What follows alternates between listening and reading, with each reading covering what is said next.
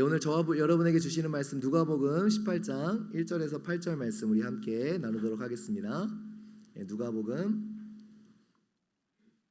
18장 1절에서 8절 말씀 함께 교독하실게요. 제가 먼저 1절 읽겠습니다. 예수께서 그들에게 항상 기도하고 낙심하지 말아야 할 것을 비유로 말씀하여 어떤 도시에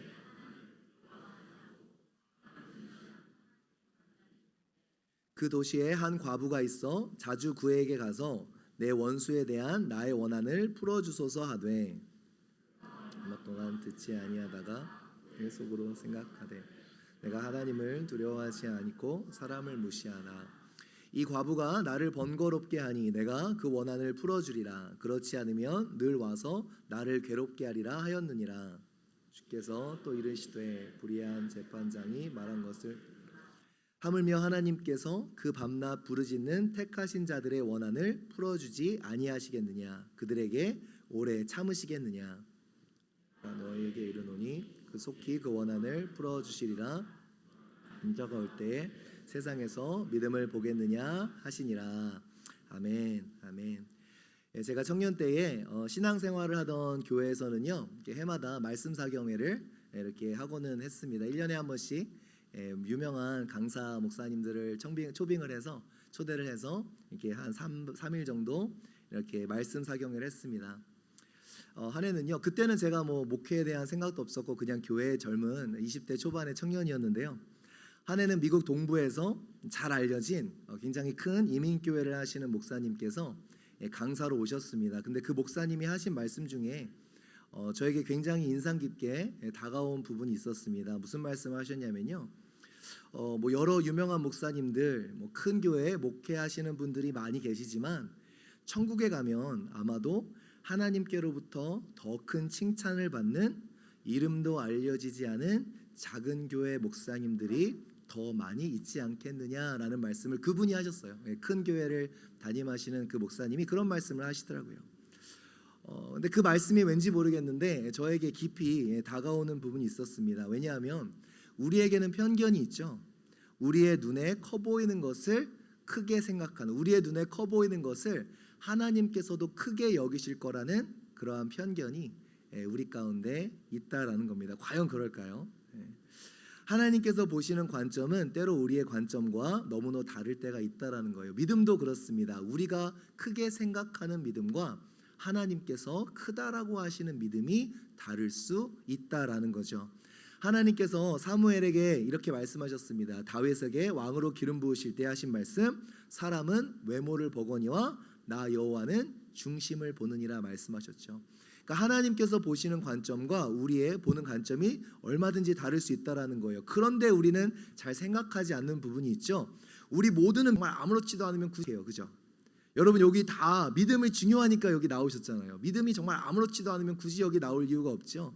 근데 우리가 간과하는 것이 있어요. 우리 모두가 다 믿음을 중요하다라고 생각하지만 내가 추구하는 믿음이 하나님께서 찾으시는 믿음과 일치하는 것인가에 대한 질문을 잘 하지 않는 것이 우리들의 모습입니다. 그러니까 내가 보기에 좋은 믿음이 좋은 믿음이라고 생각하는 그러한 모습이 우리 가운데 있다라는 거예요. 우리가 추구하는 믿음이 하나님께서 찾으시는 믿음과 일치하는가, 아니면 내 나름대로의 내가 보기에 좋아 보이는 내 보기에 만족스러운 믿음의 모습을 찾아가고 있는가. 오늘 본문의 예수님의 말씀은요, 상당히 특이하게 끝이 납니다. 의미심장한 질문으로 끝이 나죠. 그러나 인자가 올 때에 세상에서 믿음을 보겠느냐.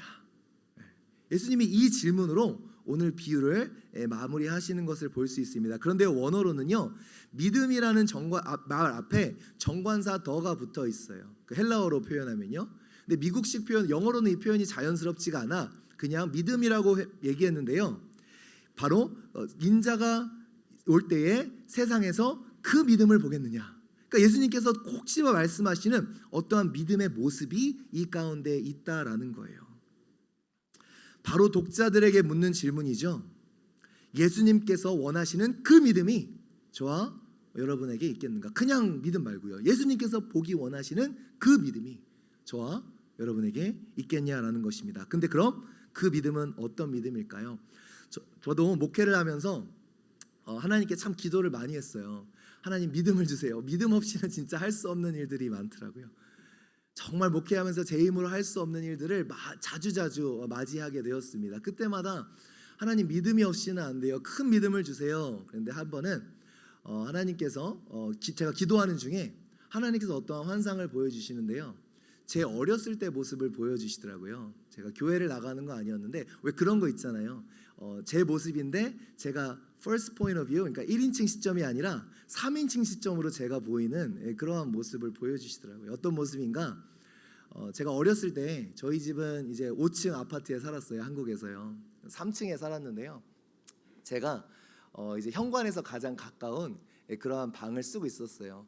굉장히 지금 제가 다 장성해서 다시 돌아가 보니까 진짜 방이 작은 방이더라고요. 그때는 참 커 보였는데 그래서 3층의 현관에서 이제 뭐 이렇게 걸어 올라오는 소리도 다 들리고, 한국 아파트 아시잖아요. 엘리베이터가 없으니까 5층 아파트는요 다 이렇게 걸어가는 소리를 듣고 몇 층 아줌마구나 이런 것까지도 대충 느낄 수 있는 그러한 아파트였어요. 근데 이제 가끔씩은 부모님이 제가 아마 6살, 7살 그랬 정도였던 것 같아요. 어머니 아버지가 엄마 아빠 나갔다 올게 약속이 있어서 이제 언제 와? 그러면 9시 아니면 10시 막 이렇게 합니다. 자고 있어. 근데 엄마 아빠가 없으니 그 어린 마음에 잠이 오나요? 문득 그런 생각이 들어요. 엄마 아빠가 혹시 안 돌아오면 어떡하지? 그런 걱정에 잠을 못 이루고, 또 이제 왔는데 불이 켜져 있으면 엄마 아빠한테 혼나니까 불을 끄고 제가 했던 게 창문에 턱을 괴고 엄마 아빠가 오는 걸 멍하니 기다렸던 그러한 기억을 하나님께서 이렇게 보여주시더라고요. 저희 집에 이렇게 오는 길이 내다보면서 주시길이 2개가 있었습니다. 그래서 한쪽은 계속 그 창문으로 내다보면서 주시하는 거예요. 차에 불빛이 싹 들어오면, 헤드라이트가 들어오면 우리 엄마 아빠인가? 그렇게 계속 지켜봤었던 그런 기억이 납니다. 그리고 혹시 엄마 아빠가 이 다른 길로 들어올까봐 귀는 혹시 내가 보지 못했을까봐 그 현관에 나는 그 발자국 소리에 귀를 기울였던 그런 생각이 있어요. 그렇게 엄마 아빠 뭐 지금은 어머니 아버지 이렇게 부르지만 그 당시에는 엄마 아빠를 기다렸던 그 모습을 하나님께서 보여주시면서 이 믿음을 보고 싶다. 그냥 예수님을 기다리는 그 믿음. 정말 위대한 믿음은 무엇인가 대단한 것을 하는 믿음을 너한테 기대하는 게 아니라 그냥 예수 그리스도 오심을 기다리는 그 믿음. 하나님께서 많은 것을 저에게 책망하시고 물으시는 것 같았어요. 저는 대단한 문제를 해결하기 위해서 큰 믿음을 구했는데 하나님은 그냥 물끄러미 엄마 아빠를 기다리는 그 믿음, 그 마음을 저에게 다시 보고 싶다고 그렇게 말씀하셨던 기억이 있습니다. 오늘 본문은 이렇게 시작합니다. 누가복음 18장 1절 우리 한번 같이 읽어볼게요. 시작. 예수께서 비유로 말씀하여, 예수님께서 비유의 가르침을 먼저 그 이유를 설명해 주십니다. 이 비유가 무엇에 관한 비유인가? 항상 기도하고 낙심하지 말아야 될 것을 가르쳐 주시는 거예요. 여러분, 어떤 의미가 담겨 있을까요? 기도하면서 낙심할 수 있어요, 없어요? 있다라는 거예요. 왜 낙심이 될까요? 그러면요, 기도했는데 응답이 안 되니까 낙심하죠. 기도했는데 내가 기도한 대로 이루어지지 않으니까, 오래 기다렸는데 하나님 살아 계시다며요. 하나님 선하시잖아요. 근데 이렇게 간절하게 기도하는데 하나님께서 그 기도를 응답해 주시지 않으니 낙심이 되는 것입니다. 아무리 기도하고 애써도 상황이 나아지는 것이 없어 우리는 낙심하게 된다라는 거예요. 그래서 예수님께서 이 비유를 말씀해 주신다라는 겁니다. 성경에 엘리야가 큰 낙심에 빠졌죠. 아합과 이세벨. 여러분, 그 엘리야는 구약의 선지자의 두 축이 되는 모세와 함께, 우리 요즘 마태복음 큐티하고 있지만 그죠? 예수님께서 변화산에서 모세와 엘리야와 대화하시는, 그러니까 구약의 선지자의 두 축이 되는 그런 대단한 선지자입니다. 그런데요, 정작 엘리야 시대에 부흥이 있었을까요, 없었을까요? 없었어요. 엘리야는 부흥을 경험하지 못한 선지자였어요. 그렇게 능력의 선지자인데요, 부흥을 보지 못하고 도리어 바알 숭배로 그 이스라엘 땅이 얼마나 황폐했는지, 바로 엘리야가 활동하던 시대에 아합이라는 왕, 이세벨이라는 여왕이 같이 다스리고 있었던 시대이기 때문입니다. 그냥 온 땅을 바알 숭배로 물들였던 장본인들이죠. 그래서 심지어는 그냥 바알 숭배를 할 뿐만 아니라 여호와의 제사장들을, 여호와의 선지자들을 학살할 정도로 그렇게 끔찍한 시대가 바로 엘리야의 시대였다라는 거예요. 그 시대의 말씀을 전하고 놀라운 역사를 행했던 엘리야입니다. 여러분이 잘 아시는 그 갈멜산에서의 전투가 일어나죠. 850대 1. 그죠? 그 사건을 승리로 이끌었어요.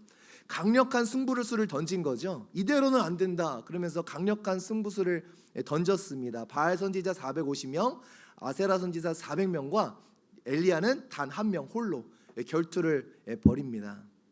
그 싸움에서 엘리야가 승리를 거두죠.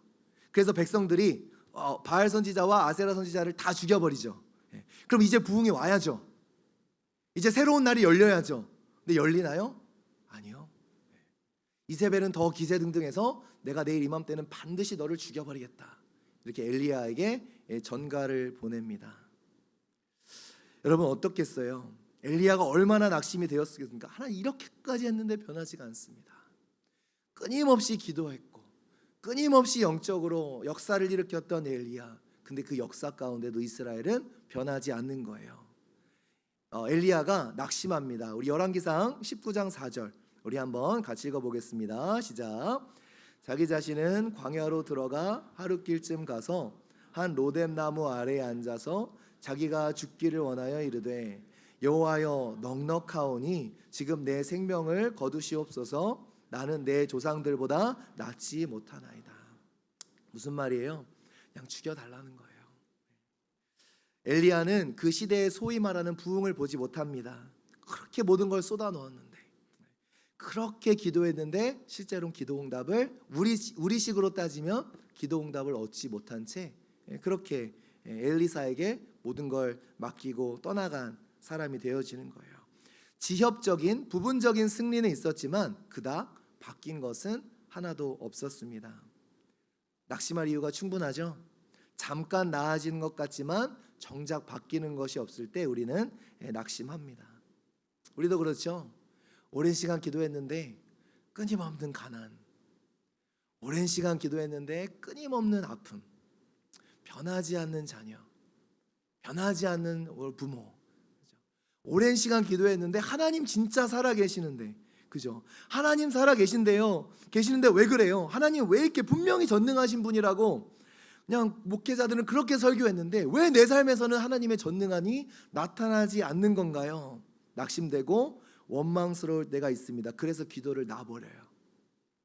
마음속에서는 조용히 하나님을 지워버립니다.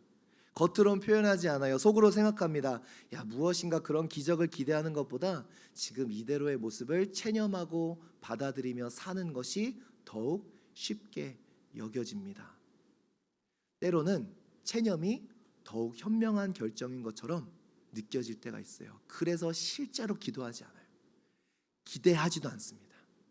어차피 실망하게 될 거니까. 여태 그렇게 기도하고 기대했는데도 안 됐으니까 겉으로는 우리가 믿어 하나님께서 하실 거예요 라고 이야기하지만 실제로 기도로 매달리지 않아요. 이미 마음속에서는 포기해 버린 거죠. 어떻게 보면 오늘 비유의 과부의 모습이 바로 그럴 수밖에 없는 사람이에요. 체념이 더 현명한 결정이 될 수밖에 없는 그러한 과부의 모습입니다. 그런데 과부는 체념하지 않았다라는 거예요. 오늘 본문의 비유는 이렇게 시작합니다. 2절 보시면 어떤 도시에 하나님을 두려워하지 않고 사람을 무시하는 한 재판장이 있었다라고 이야기를 합니다. 여러분, 재판장이 있는데 하나님을 두려워하지 않고 사람을 무시하는 재판장이래요. 저와 여러분은 야, 뭐 이런 게 다 있어 하겠지만요. 여러분, 성경에서 그렇죠. 여러분, 성경에서 세리면 뭐예요? 부도덕하고 부정직한 사람이에요. 그러니까 세리 이꼴 그죠? 부정직이에요. 사기꾼이에요. 그러니까 성경에 세리 중에 정직한 세리라는 게 있어요. 성립이 안 되는 것처럼 그 당시 재판장도 크게 다르지 않았다라는 겁니다. 하나님을 두려워하고 사람들을 존중하는 재판장 그런 건 없었다라는 거예요. 그러니까 그 마을에도 하나님을 두려워하지 않고 사람을 무시하는 한 재판장이 있는데 이 재판장이 바로 이 과부의 유일한 소망의 끈이 되어지는 거예요. 그 재판장에게 이 과부가 찾아갑니다. 3절 말씀 한번 같이 읽어볼게요. 시작. 그 도시에 한 과부가 있어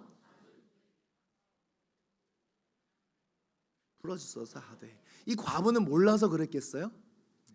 몰라서 찾아갔겠어요? 무시당할 걸 몰라서 찾아갔을까요? 아니요. 그럼에도 불구하고 자기의 원한을 풀어줄 수 있는 사람은 이 불의한 재판관이 유일한 사람이었다라는 겁니다.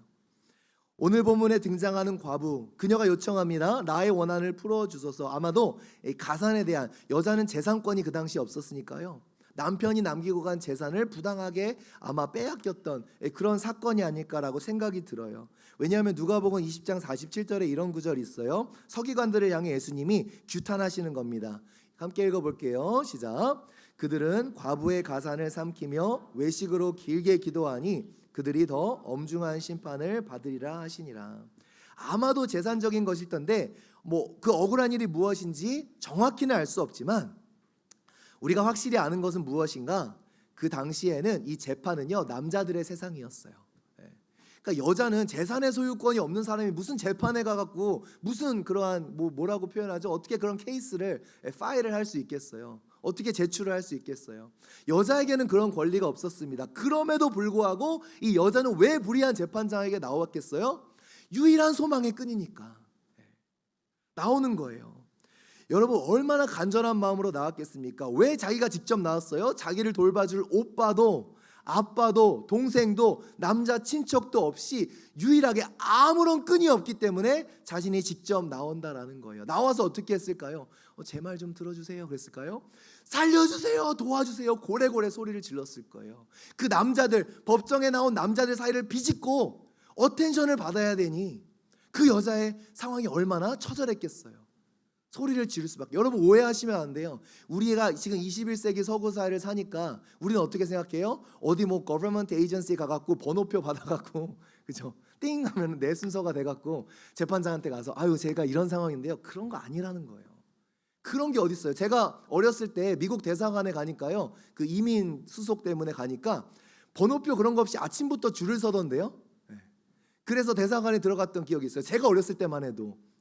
그러니까 온라인 예약제 이런 게 어디 있어요? 그냥 가서 그 수많은 남성들의 틈을 비집고 들어가서 재판장의 어텐션을 얻기 위해 목에 핏대가 세워지도록 살려달라고 억울하다고 외치는 것이 바로 이 과부의 모습이었다라는 거예요. 왜 그랬을까요? 공의와 사회 정의 따위는 안중에 없던 이 재판장이 이 여인에게는 유일한 소망의 끈이었다라는 거예요. 이 재판장이 어떻게 생각하는가? 5절 말씀 한번 같이 읽어볼게요. 시작. 이 과부가 그 원한을 풀어주리라. 그렇지 않으면 늘 와서 나를 괴롭게 하리라 하였느니라. 이 재판장이 스스로 하는 말 속에 어떤 것이 담겨 있어요? 나를 괴롭게 하리라. 이 괴롭게 하다라는 단어에 많은 주석가들이 주목을 합니다. 원어로는요, 이게 눈밑을 치다 그런 뜻이에요. 그래서 눈 밑에 시퍼렇게 멍이 든다. 그러니까 주먹으로 맞아서 눈탱이가 밤탱이가 된다는 표현을 쓰죠. 그런 뉘앙스가 담긴 단어인데요. 그게 실제로 그랬겠어요, 그죠? 어떻게 한 여인이 재판관 앞에 가서 저 여자가 나를 해코지할 거야 이런 생각을 했겠어요? 뭐예요? 뭔가 찔림이 있다라는 거죠. 그러니까 이렇게 불의한 재판관이 이렇게 내가 너무 괴롭다라고 느끼는 그 뒤에는 어떠한 전제가 있어요? 이 여인의 요청이 너무나도 정당한 요구라는 그러한 마음의 찔림이 있는 거죠. 그러니까 아무리 불의한 재판장이라도 정당한 요구인 걸 아니까 저 여자 끌어내, 시끄럽게 하는 거 끌어내, 이렇게 하지 못하고 그 여자를 내비둘 수밖에 없는. 왜냐하면 그 양심이 아주 조금밖에 남아있지 않은 그 재판장이라 하도 그 여인의 그 정당성을 인정하고 있었다라는 거죠. 그래서 여인을 선뜻 내치지 못하는 것이고 이 괴로운 마음으로 들어줄 수밖에 없지 않겠느냐라는 것이 예수님이 트위스트 이유를 통해 하시는 말씀입니다. 여기까지 잘 이해가 되셨죠? 그럼 여기서 이제 트위스트가 일어나는 거예요. 예수님의 이야기의 포인트가 여기에 있습니다. 우리 7절 한번 같이 읽어보겠습니다. 시작. 하물며 원한을 풀어주지 아니하겠느냐?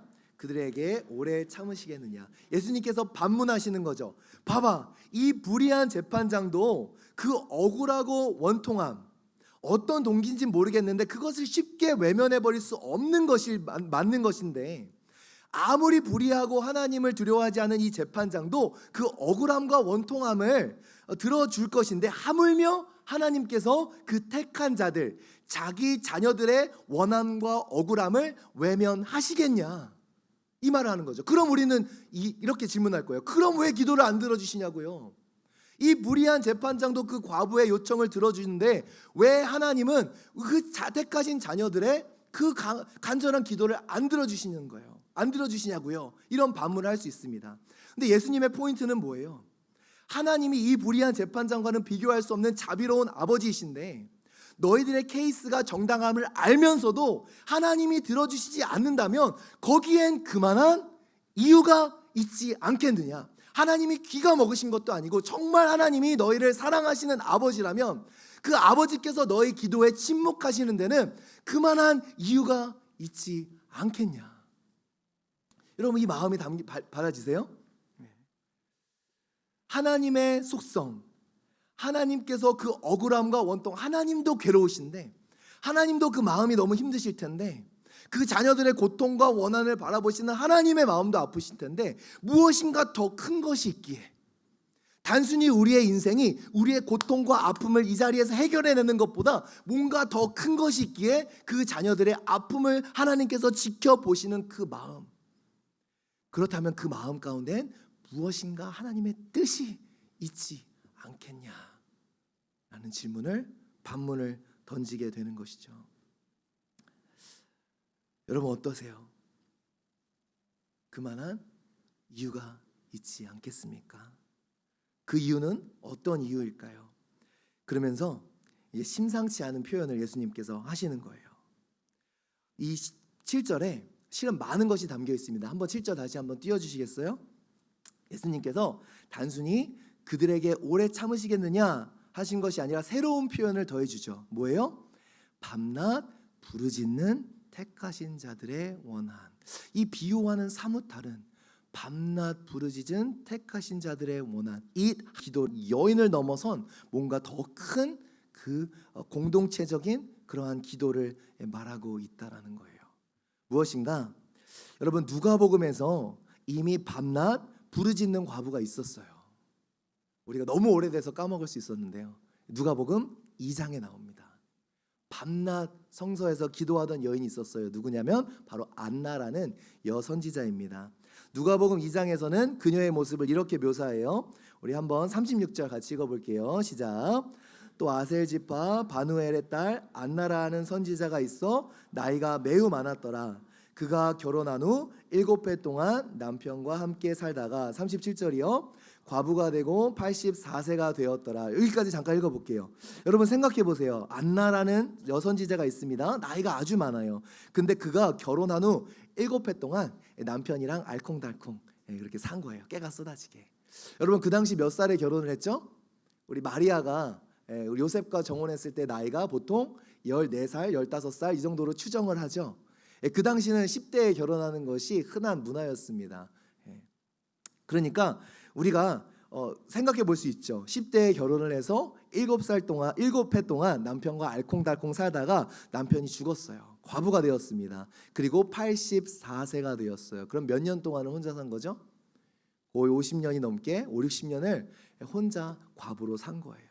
재혼할 수 있는 모든 기회와 그런 모든 것들을 내려놓고 혼자 살기로 5, 60년을 결단을 하며 가는데 왜 그랬을까요? 계속 읽어볼게요. 이 사람이 시작. 이 사람이 성전을 떠나지 아니하고 주야로 금식하며 기도함으로 섬기더니, 성전을 떠나지 않고 주야로 남편 아침밥 저녁밥을 해두는 것이 아니라 금식하며 기도함으로 섬기기 위해 홀로됨을 택했습니다. 그러면서 어떠한 말을 해요? 38절 너무 중요해요. 같이 읽어볼게요. 시작. 마침 이때 나와서 하나님께 감사하고 예루살렘의 속량을 바라는 모든 사람에게 그에 대하여 말하니라. 예루살렘의 속량 뭐예요? 바로 예수 그리스도 메시아를 기다리는데 50년, 60년의 시간을 다 쏟아붓는 거예요. 내 고통과 내 원한을 풀어달라고 50년, 60년을 성전에 가서 밤낮 기도하는 게 아니라 그 약속대로 오실 메시아 예수 그리스도를 기다리는데 그 전 삶을 쏟아놓아 50년, 60년을 밤낮 기도하며 성전에 나아가 기도했다라는 거예요. 바로 그리스도의 오심, the coming of the Christ. 그죠? 그러면서 예수님께서 하시는 말씀이 뭐예요? 밤낮 부르짖는 자들의 원한을 풀어주지 않겠느냐. 그러면서 오늘 비유가 어떻게 마무리가 돼요? 우리 8절 한번 같이 읽어볼게요. 시작. 내가 너희에게 이르노니 풀어주시더라. 그러나 인자가 올 때에 세상에서 믿음을 보겠느냐? 세상에서 그 믿음을 보겠느냐? 놀라운 말씀을 하고 있는 거죠. 인자가 올 때 왜 갑자기 이런 표현이 나오냐고요. 그러니까 예수님께서 무엇인가 더 큰 이야기를 하고 계시는 거예요. 안나가 예수님의 초림을 기다리던 그 믿음의 사람이었다라는 믿음을 이제 인자가 다시 올 때 예수께서 재림하실 때에 세상에서 안나와 같은 믿음을 볼 수 있겠는가. 바로 오늘 그 과부는요, 바로 그냥 끈질기게 매달리면 기도 응답을 받는다라는 것이 아니라 어떠한 것을 강조하고 있는 거예요? 낙심하지 않고 끝까지 기도해야 될 것을 강조하는 거라고 첫 번째 문장에서 우리에게 말해줬어요. 기도 응답을 얻어내기 위해서 끝까지 발버둥치는 게 아니라 실은 우리는 이 재판장이 그 기도를 응답해 줬는지 안 했는지 몰라요. 그냥 그 재판장의 마음 상태만 독자에게 얘기해 줬을 뿐이에요. 그죠? 그러니까 이 비유는 끈질기게 매달리면 하나님께서 응답을 해주실 거다라는 것이 아니라 응답이 더디고 안 되는 것 같아도 끝까지 낙심하지 않고 기도하겠느냐라는 거예요. 여러분 이해되시죠? 이렇게 그냥 이거 너무 중요한 본문이라서 여러분에게 어떻게든 그렇게 전달해 드리려고 하는데, 그러니까 우리 식대로 우리의 믿음을 여기다 대입시키지 말고 그냥 우리가 모든 거를 그냥 하나님께 끈질기게 매달려서 다 받아내는 것을 우리의 믿음이라고 나름대로 정의하고 그 믿음을 살아가는 것이 아니라 응답이 더디고 응답이 안 될지라도 끝까지 기다리는 그 믿음. 그리고 그 믿음은 결국 무엇의 표상이 되어지는 거예요? 궁극적으로 예수 그리스도께서 다시 오실 믿음을 가지고 끝까지 버텨내는 믿음이, 끝까지 인내해가는 그 믿음을 인자가 올 때에 볼 수 있겠느냐. 이 맥락으로 보니까요, 오늘 본문에 많은 것들이 풀리기 시작해요. 오늘 본문에 반복되던 표현이 있죠. 원한을 풀어준다라는 표현이 몇 번 등장해요? 3번 등장합니다. 성경에서 3번 등장하는 건 굉장한 의미를 가지고 있는 거라고 늘상 말씀드리죠. 다시 말하자면 원한을 풀어준다라는 그 원어적인 의미가 영어로는 vindicate, 신원하다. 그러니까 원통함, 억울함을 풀어준다. 네가 잘못된 것이 아니라 옳다라는 것을 선언해준다. 그럼 모든 누명을 벗겨준다. 신원하다, vindicate하다, 이러한 뜻이에요. 그런데 성경은요, 놀랍게도 예수 그리스도께서 다시 오셔서 우리에게 이루시는 그 구원, 요한계시록에서 예수께서 다시 오셔서 새 하늘과 새 땅이 임하고, 그죠? 구원이 온전히 이루어지는 그 모습을 뭐라고 표현하는지 아세요? 바로 vindication, 신원하시는 예수로 표현을 해요. 요한계시록 6장 10절에 이런 말씀이 있습니다. 우리 한번 같이 읽어볼게요. 시작. 큰 소리로 불러 이르되 거룩하고 참되신 대주제여, 땅에 거하는 자들을 심판하여 우리 피를 갚아주지 아니하시기를 어느 때까지 하시려 하나이까. 우리의 원한을 갚아주시지 않기를 언제까지 하시나이까. 이게 예수 그리스도를 믿다 죽음을 당한 성도들의 외침이었다라는 거예요. 이 땅에서 예수 그리스도를 믿는 그 믿음 때문에 핍박을 당하고 어떠한 불이익을 당하고 순교를 당하고 정말 바보 취급을 받고 손가락질을 당하고 좁은 길을 갈 수밖에 없었던 그 신약 시대의 성도들, 그 성도들이 그죠? 하는 말이 뭐예요? 그 억울함. 우리가 정말 주를 따라가는데 세상은 그 주를 모르니 핍박하는 거죠. 너희들이 가는 길이 틀렸다라고 이야기하는 거죠. 그건 미련한 길이야, 멍청한 길이야. 왜 그렇게 살아? 그러면서 핍박하고 죽이고 깨물고 그러한 것들을 다 견뎌낸 성도들, 그 성도들이 무슨 말을 하는 거예요? 우리 피를 갚아주시지 아니하겠습니까? 우리의 억울한 죽음을 갚아주시지 않겠습니까? 근데 이 마지막 때에 다시 임재하시는, 재림하시는 예수님은 이 모든 것들을 신원하여 주시는, 너희들이 틀린 게 아니라 옳았어. 이 세상은 너희들을 몰라서 너희를 핍박하고 너희를 틀리다 했지만 결국 너의 믿음이 옳았던 거야. 세상은 너의 죽음을 쓸데없는 죽음이라고 이야기했지만, 세상은 너희들의 믿음을 쓸데없는 믿음이라고 얘기했지만, 세상이 모든 이 역사가 끝나는 그 시점에 하나님께서는 뭐라고 선언해 주시는 거예요? 너희가 옳았어라고 선언해 주시는 그 구원의 종점. 거기서 어떠한 역사가 일어나는가? 예수님의 신원의 역사를 이렇게 표현해 줍니다. 요한계시록 21장 4절이요. 시작. 모든 눈물을 그 눈에서 닦아 주시니 다시는 사망이 없고 애통하는 것이나 곡하는 것이나 아픈 것이 다시 있지 아니하리니 처음 것들이 다 지나갔음이더라. 신원해 주시는 예수 그리스도. 믿음의 길을 가기 위해 눈물을 흘릴 수밖에 없었고, 애통할 수밖에 없었고, 아픔을 감내해야 할 수밖에 없었던 그 모든 것들이 세상은 보면서 쯧쯧쯧 거렸던 그 모든 것들을 예수님께서 어루만져 주시며 너희가 옳았어, 잘 참았어, 우리가 옳다라고 선언해 주시는 그 신원의 날. 그러니까 오늘 비유는 이 땅에서 너희가 끈질기게 기도해서 무엇을 이루어내라는 것이 아니라 그 원한을 풀어주실 그 예수 그리스도의 재림을 기다리며 낙심하지 말고 항상 기도의 끈을 놓지 말아야 될 것을 이야기해주는 그러한 비유가 되어지는 것이죠. 믿음이라는 것은 이 땅의 것들을 위해서 끈질기게 기도해서 얻어내는 것이 아니라 이 땅의 수많은 부조리들 가운데서도 낙심하지 말고 예수 그리스도 오실 때까지 인내로 기다리는 것.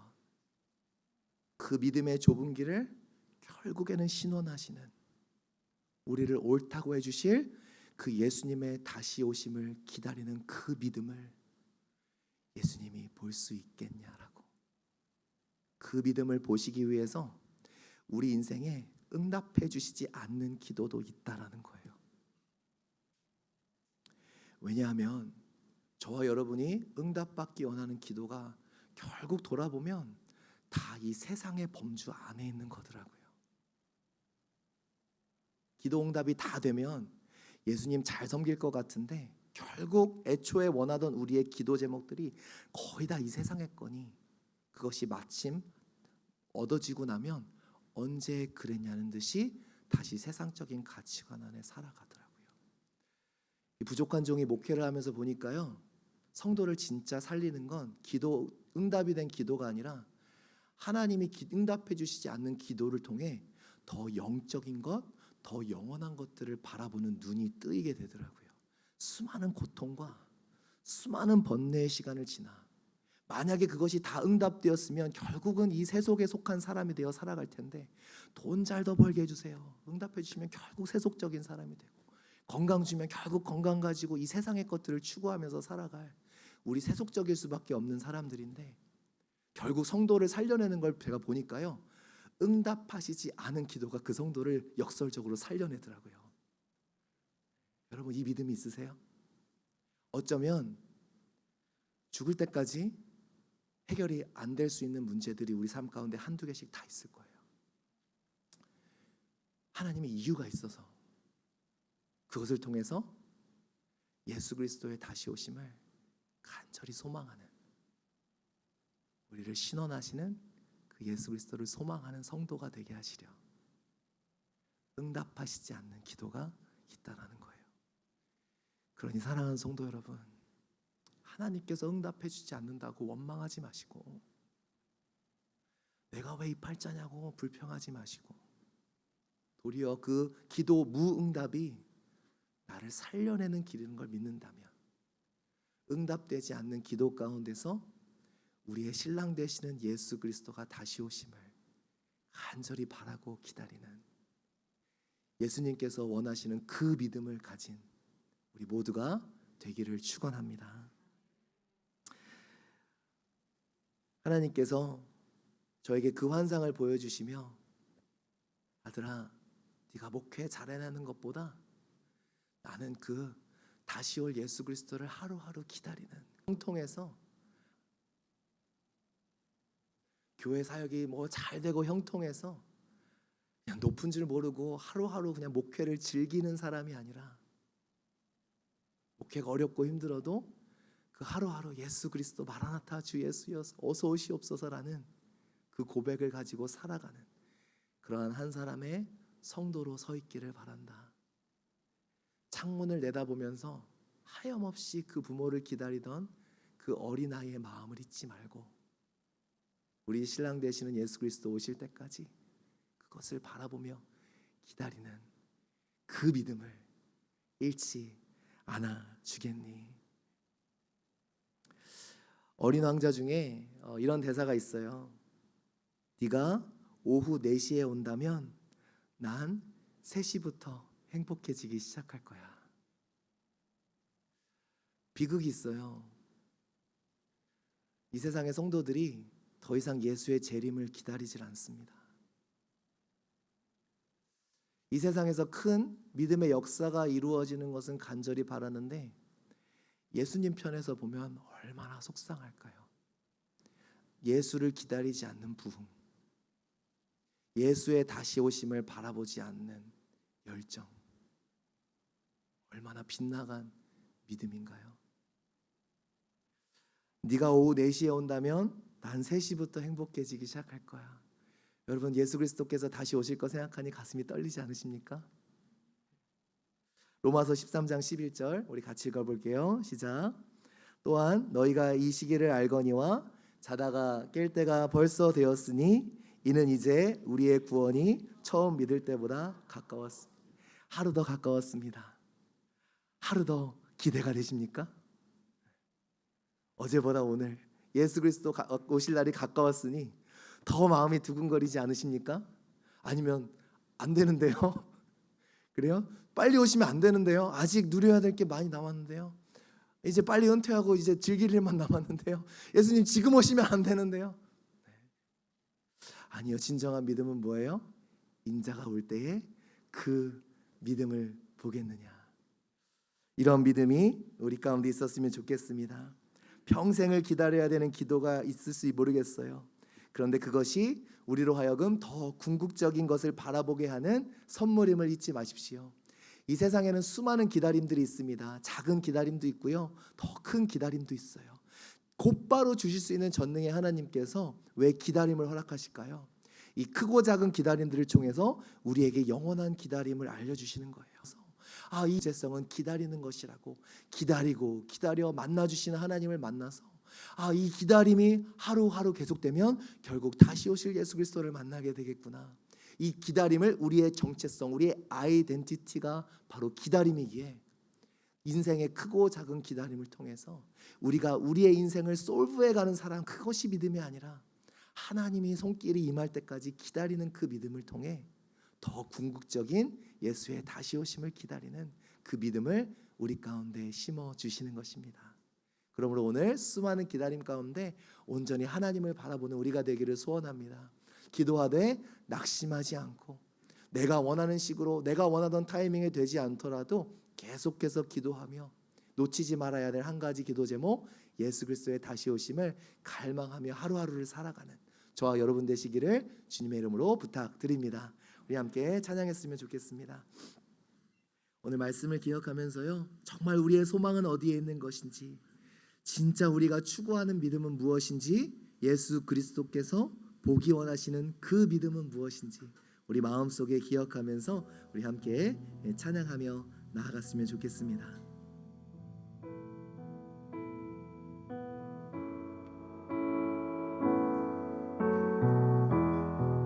나의 소망 되신 주, 나의 소망 되신 주, 주를 바라봅니다.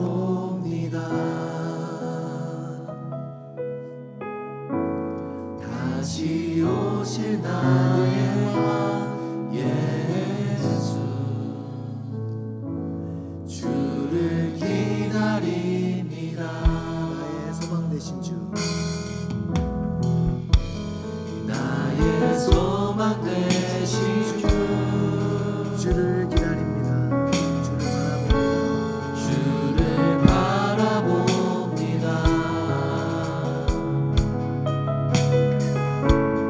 다시 오실 날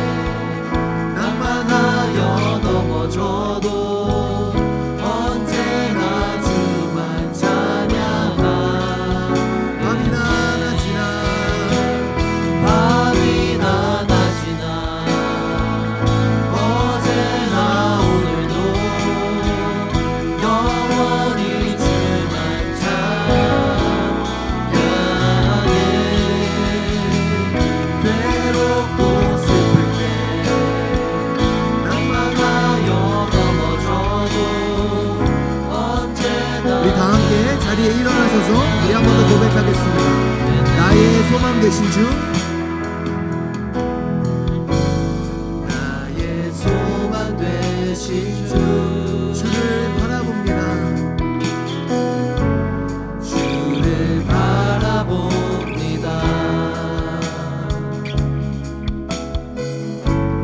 다시 오실 나의 왕 우리의 눈물을 닦아주시고 주를 기다립니다. 감히 나아가시나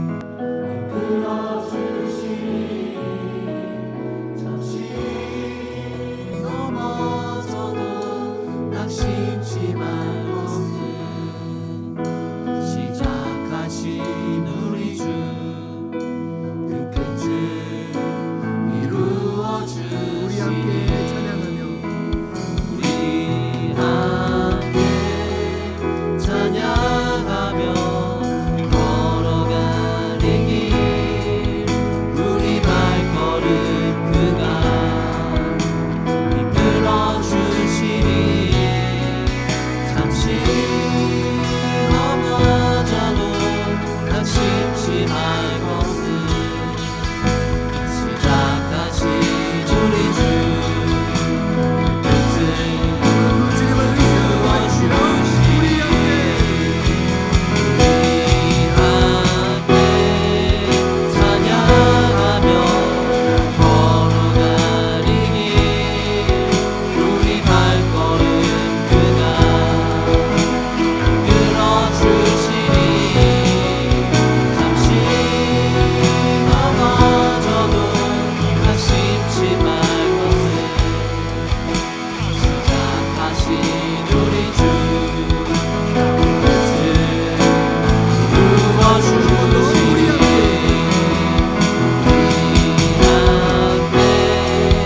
찬양하며 걸어가는 길 우리 발걸음 그가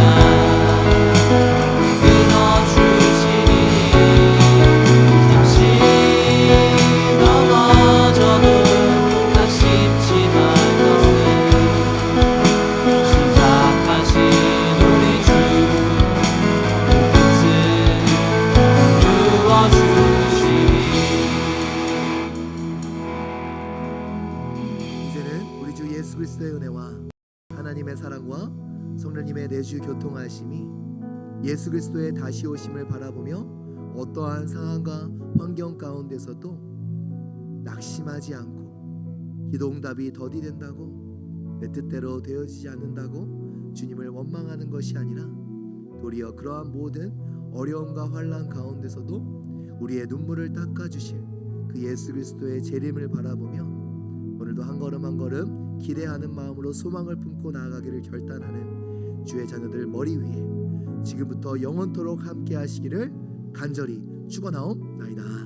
아멘.